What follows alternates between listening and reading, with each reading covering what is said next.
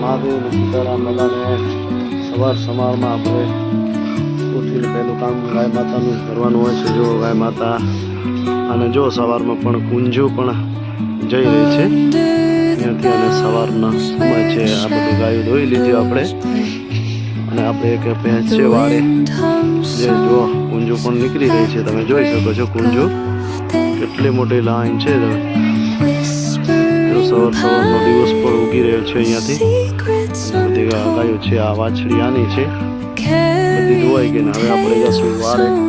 અમારા વિડીયોમાં લાસ્ટ સુધી રહેજો, ખેતીની બધી વાતો પણ આવશે અને અમને અને સબસ્ક્રાઈબ પણ કરી લેજો.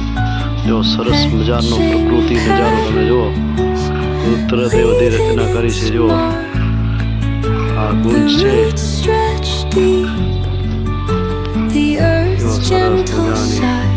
કેવી ગોઠવાઈને જઈ રહી છે. જો ઘરેથી આપણે વાડી છે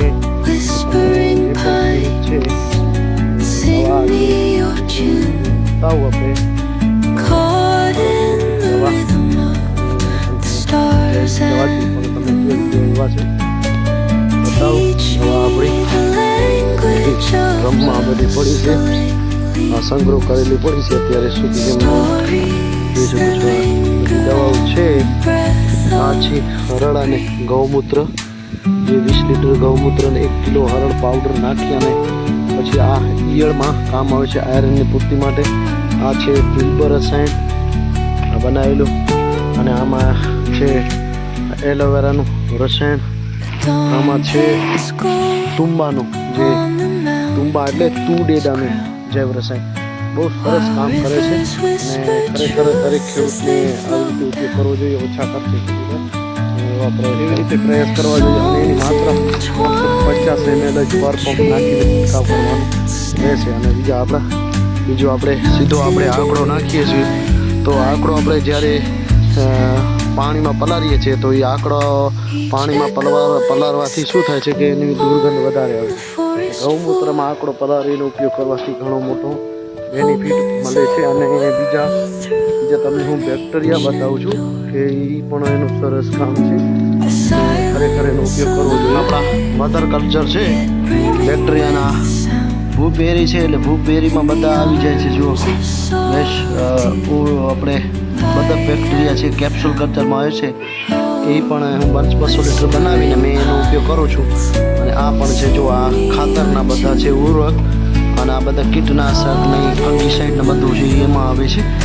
તો એમાંથી હું 200 લીટર બનાવેલું હોય મધર કલ્ચર, તો એ આપણને 200 લીટરનું મધર કલ્ચર હોય તો સમજી લો આપણે 50 એકર જમીન હોય તો કામ આવે, 10 એકર જમીન હોય તો કામ આવે, 3 એકર જમીન હોય કામ ઓછા ખર્ચમાં થઈ શકે. 3000નું 4000નો કીટ આવે છે, બરોબર.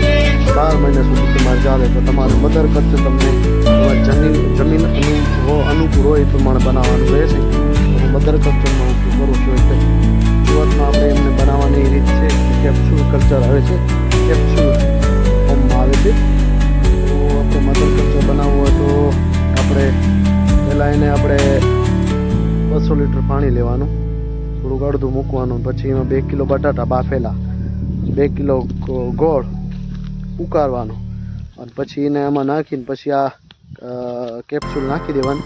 પણ હાથમાં ગ્લવ્સ અને મોઢા ઉપર રૂમાલ રાખવાનો, નકર એ પણ બેક્ટેરિયા આપણા અંદર ગ્રો થઈ શકે છે. એટલે આપણે એને મધર કલ્ચરને સાચવવાનું બરોબર છે. કલ્ચરને સાચવી અને પછી એમાંથી 7 દિવસમાં થઈ જાય એટલે એના ઉપર કપડું ઢાંકીને પેક રાખવાનું, હવા પણ જવી જોઈએ. અને 7 થી 8 દિવસમાં તૈયાર થઈ જાય. અને ભૂમિત્ર છે એને આપણે લાકડીથી થોડો આપણે હલાવવાનું રહેશે. લાકડીથી 3-4 દિવસ લાકડી હલાવવાનું, પછી એને પાછું ચેક કરીને કમ્પ્લીટ થઈ જાય. 10 દિવસમાં કમ્પ્લીટ થઈ જશે. ગરમી હશે તો વહેલો થઈ જશે. અને પછી એમાંથી સિસ્ટર કલ્ચર બનાવવાનું છે. એમાંથી 1 લીટર લેવાનું, પછી 6 લીટર પાણીમાં 1 કિલો ગોળ ઉકાળવાની જરૂર નથી, સીધો નાખીને આપો, બેક્ટેરિયા ગ્રો થઈ જશે. જમીનમાં આપો. આ તમને સસ્તામાં સસ્તું સારામાં સારું તમારે ખેતીનું કારખાનું તમારા ઘરે થઈ શકે છે. ખેતી કરો. હું બેક્ટેરિયાનો ઉપયોગ કરું છું અને સસ્તામાં સસ્તા ₹1 લીટર પણ પડે છે. આ સસ્તામાં સસ્તું બેક્ટેરિયાનું જે કલ્ચર છે આ છે. અને ખેતીમાં પણ ઉપયોગ કરું છું. એરંડામાં બધામાં ઘઉંમાં બધામાં ઉપયોગ કરું છું. એટલે આ 2-4 વર્ષ તમે ઉપયોગ કરતા જાઓ, તમારી જમીન બી થતી જશે. અને બીજો એમાંથી આપણે બુસ્ટર ડોઝ પણ બનાવી શકીએ છીએ. તમને નેક્સ્ટ વિડીયોમાં બનાવીશ ત્યારે કે DAP યુરિયા આમાં નાખીને બોન્ડિંગ કરી પછી આપી જમીન પણ બગડતી નથી ને આ રેસિડ્યુ ખાતર પણ આપણા વિડીયોમાં તમે જોડાતા રહેજો. અને નવા હોય તો સબસ્ક્રાઈબ કરી લેજો. આવનારી તમને માહિતી પણ મળશે અને આપણે જે પણ વાવેતર પ્રક્રિયામાં પદ્ધતિ તમને પહોંચાડશે. આપણે ખેડૂત માટે કામ કરીશું. જય જવાન જય